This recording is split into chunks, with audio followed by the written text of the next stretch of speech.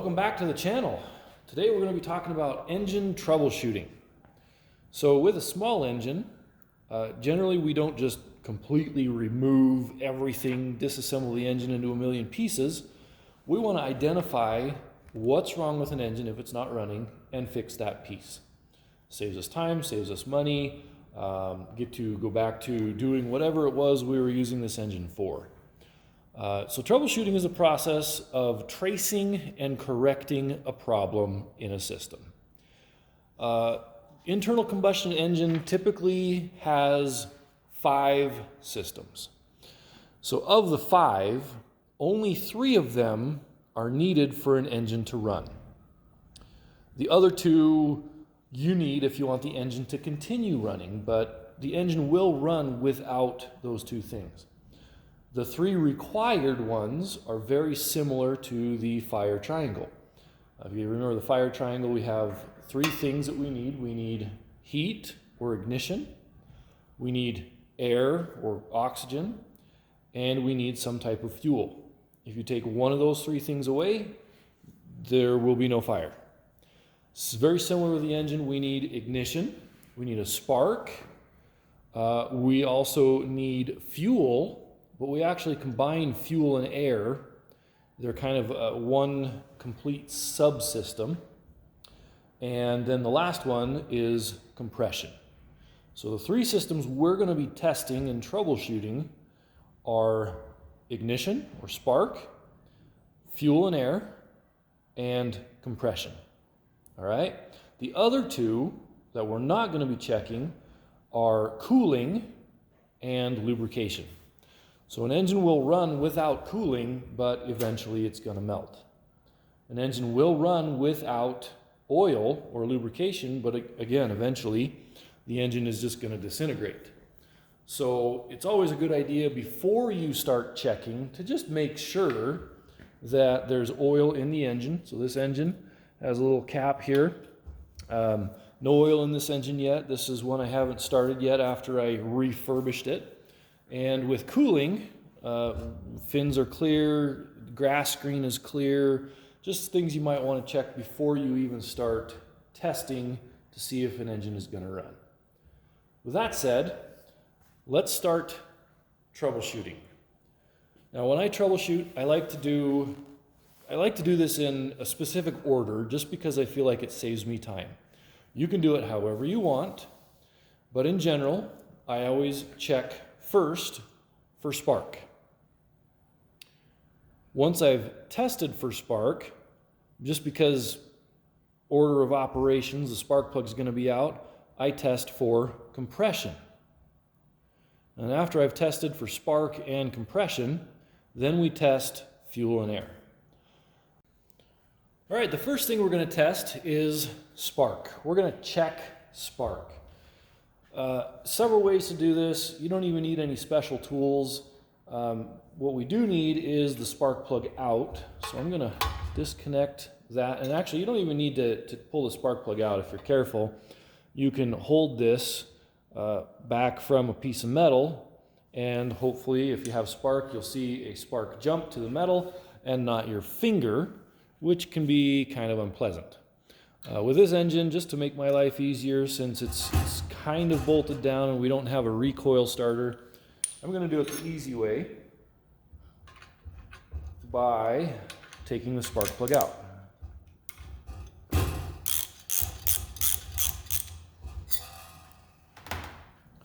When we have the spark plug out, we reconnect it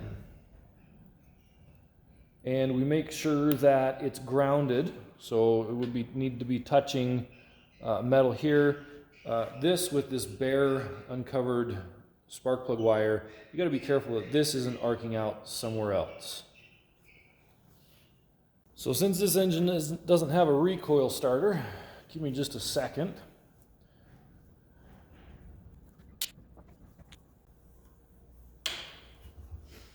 All right, so we would observe for spark. Now, I'm fairly certain that this engine actually does not have spark right now. I'm pretty sure it has a bad magneto, but we're going to check. So we're going to be looking right here for a spark.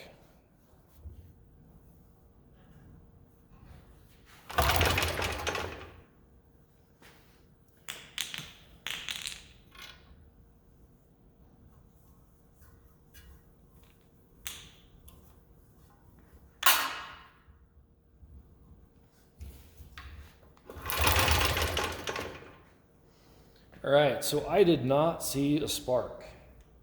If you don't see a spark, what are things we should look for? No spark. Generally, we want to start with the simple things first. One of the easiest things you can check is the kill switch. So this engine, this is the kill switch. Okay, that sits in there to shut this engine off. You just touch that to the top of the spark plug, it grounds it out.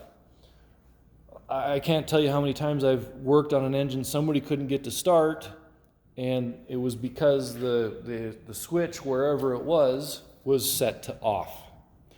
Check the kill switch first. After that, the next easiest thing is the spark plug itself. Spark plugs are a wear item. They do eventually go bad. If you drop this, it cracks, they quit working, they get fouled, carbon buildup, or too much fuel on them. So it's super easy to just try a new spark plug. They $2 or $3, get you a brand new spark plug, you can test it, and hopefully that solves your problem. Hopefully it was something simple. If it hasn't solved your problem, I like to start here and work backwards. Spark plug cap.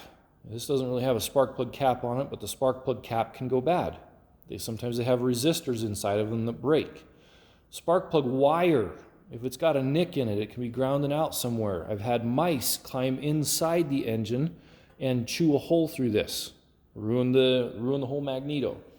Okay, it could be the magneto itself. Magnetos, in this case, I think I ruined the magneto by soldering this spark plug wire on.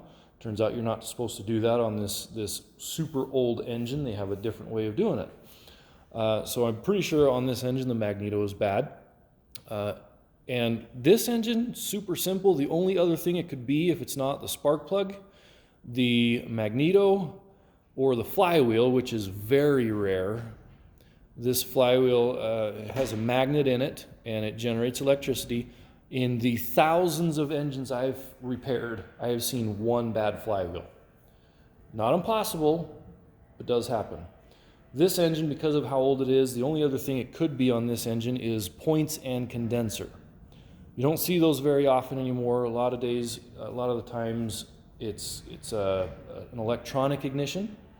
But underneath the flywheel on this motor, it has a set of points that open and close, and a condenser that stores electricity so that when the points are opening and closing, it collapses a field and it causes the stored energy to zap out and spark. So it could be that on this engine too. Anything electrical, I like to start with the spark plug and work my way backwards through everything after I've checked the simple things.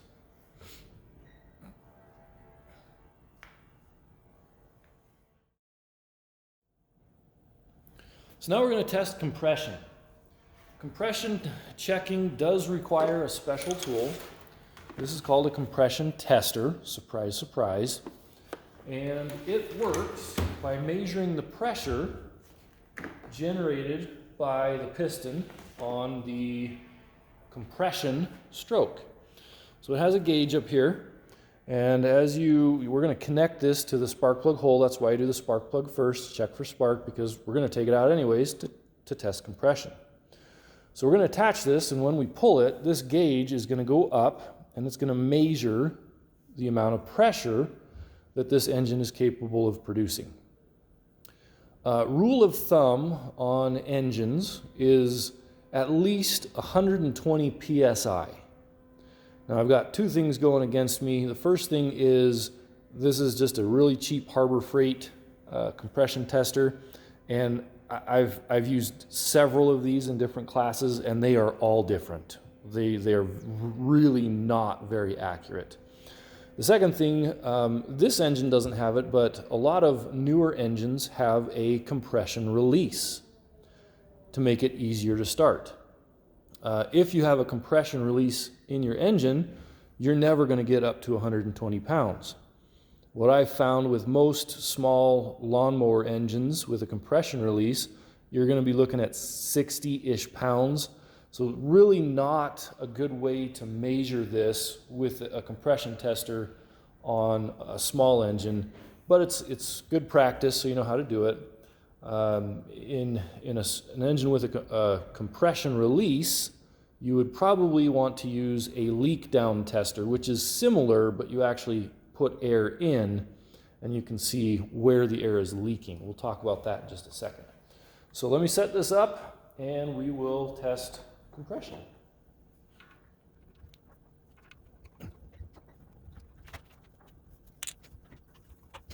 So I took one of these adapters. There's several different sizes of adapters. You got to find the one that fits your spark plug hole. And I screwed that in, threaded the compression tester onto that. You can also, if you have more hands to help you hold things, this gauge just is a quick disconnect. So you can switch between different ends. If you have somebody to help you, you can just push that in there and hold this down and get a pretty good seal and measure it that way. I don't have extra help, so I'm going to do it this way. And there's a couple different ways to do compression checks. I'm going to do it dry, so there's no fuel, nothing on the top of the cylinder. And you need to give it 3, 4, maybe even 5 pulls until you see that the gauge is no longer moving up. So first pull, it might go up to 45, second pull 90, third pull 95, fourth, you know. When it's kind of stopped moving, then you know you're done. All right, so let's see if maybe I can set that right there so you can kind of see it. And let's give it a try.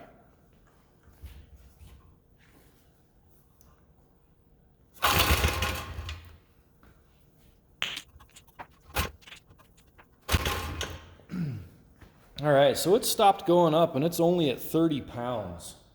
That's pretty low. So we're gonna put some lube in the top end here and see if it helps it out, see if it goes up any. Release the pressure right here. And I'm gonna go get my WD-40.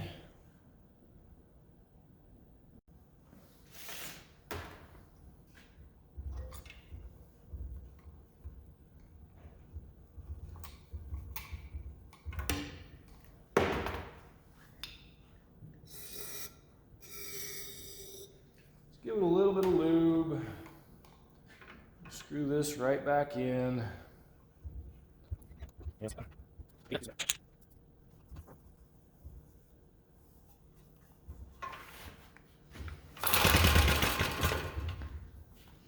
All right, so on the first pull, we just doubled the amount of pressure we built.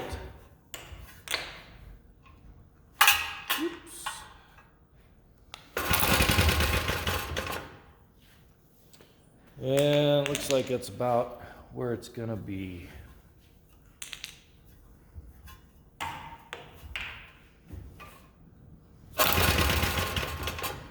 All right, so it looks like we're about 60 pounds of pressure.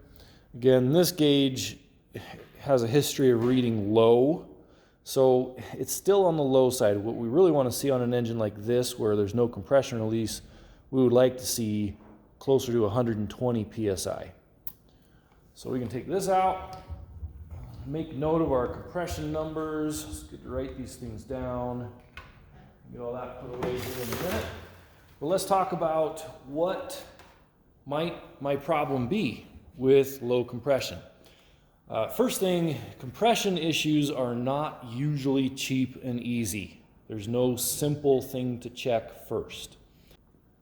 So if you think about any of the parts that can cause low compression or are related to compression, you've got the piston, the rings, the cylinder wall, the head gasket, valves, valve seats. Any of those, if they have any issues, can cause low compression. So the head can be warped, letting pressure out. The head can be cracked. The head gasket can be leaking or not sealed.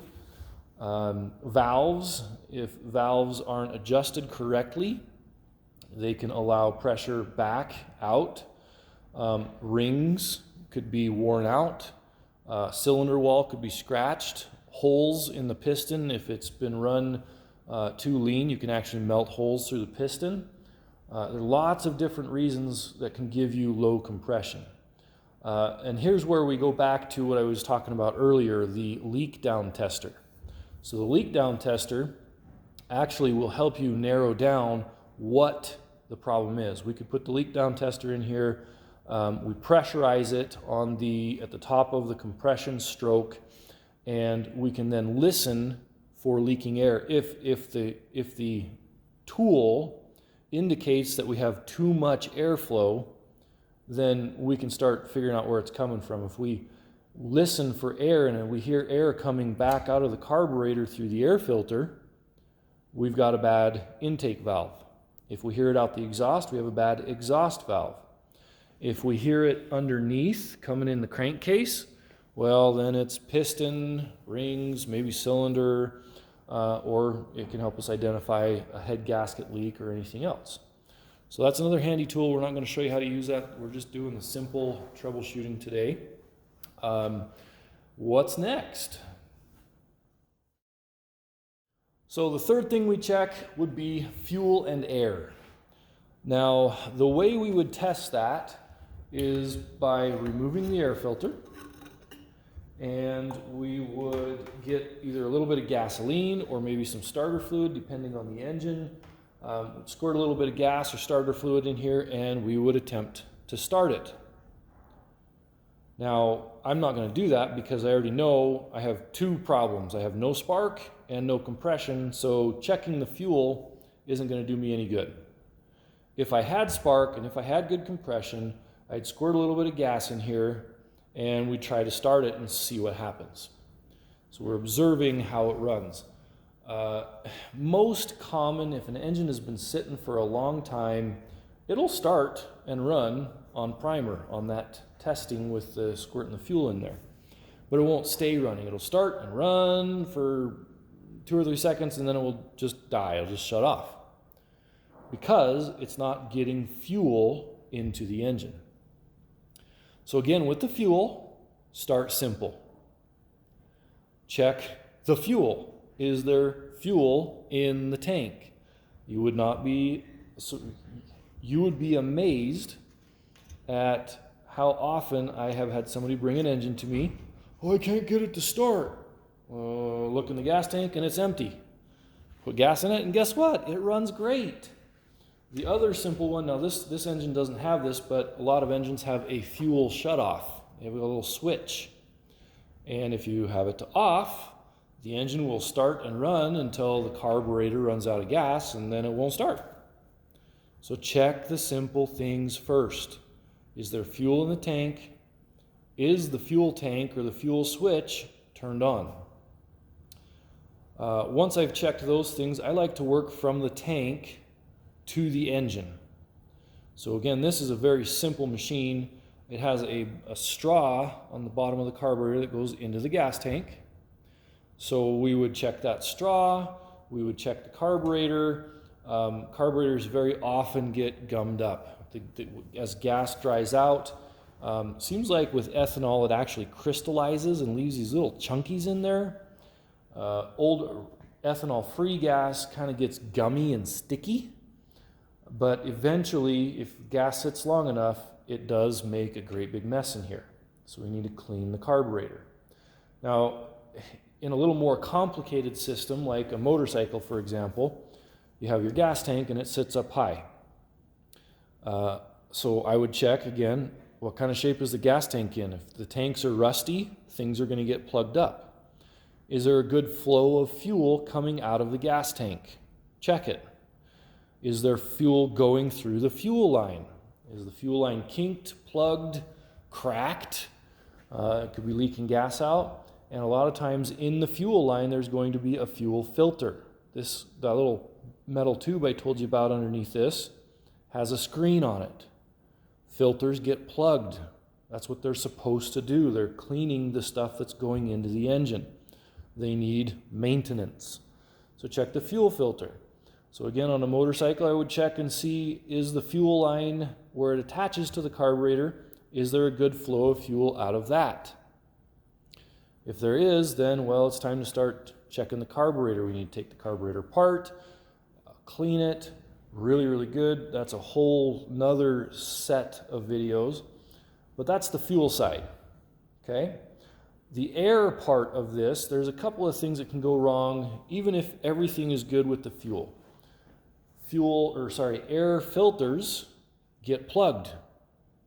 This is a weird air filter for nowadays anyways. This is an oil bath air filter.